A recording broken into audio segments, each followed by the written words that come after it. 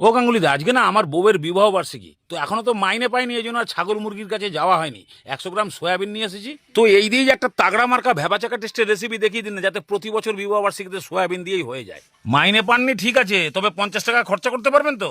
তাহলে প্রথমেই সয়াবিনটাকে 10 মিনিটের জন্য গরম জলে ভিজিয়ে দিন। 10 মিনিট পরে ভালো করে জল ছেঁকে তুলে নিয়ে এর মধ্যে আদা রসুন পেস্ট, হলুদ গুঁড়ো, লঙ্কার গুঁড়ো, জিরের গুঁড়ো, চাল গুঁড়ো অথবা কর্নফ্লাওয়ার 2 চামচ, একটু আন্দাজ মতো বেসন, হাফ চামচ গোলমরিচের গুঁড়ো, নুন আর একটা ডিম ফাটিয়ে দিয়ে ভালো করে এটাকে মাখিয়ে দিন।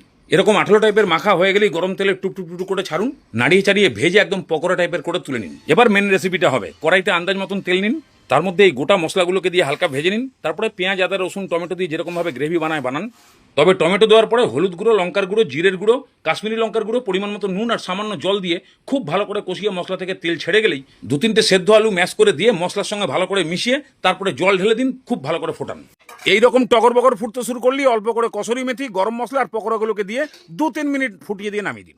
এবার অপরাজিতার মালাফালা পরে বউকে আদর করে একটু খাওয়ান। প্রতি বছর বিবাহ বার্ষিকীতে কিছু থাকুক আর না থাকুক, সোয়াবিন থাকবেই।